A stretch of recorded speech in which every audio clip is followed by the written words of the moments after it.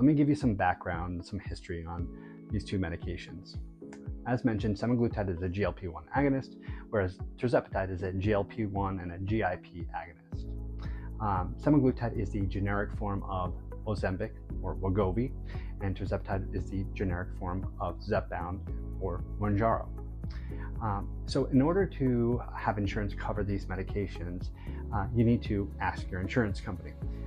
You need to have a BMI of 27 or greater and at least one weight-related comorbidity, such as high blood pressure, hypertension, diabetes, or hyperlipidemia, high cholesterol, or have a BMI of 30 or greater. Now that's if you want to have your insurance cover the trade form Ozempic, Wegovy, Zepbound, or Mounjaro.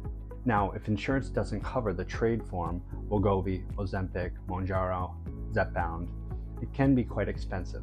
So in 2022, we noticed that demand for these GLP-1s really outweighed the supply, and so there was a huge drug shortage. So compound pharmacies were allowed to make these identical GLP-1s at a much lower cost.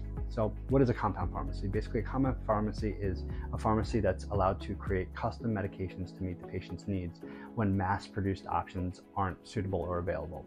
However, this spring, compound pharmacies will no longer be permitted to make identical semaglutide or tirzepatide. Now, there is a little bit of a workaround. You can still get these GLP-1s through compound pharmacies that have formulations which combine the pure form of the GLP-1, semaglutide, tirzepatide, with a vitamin like B12 or B3.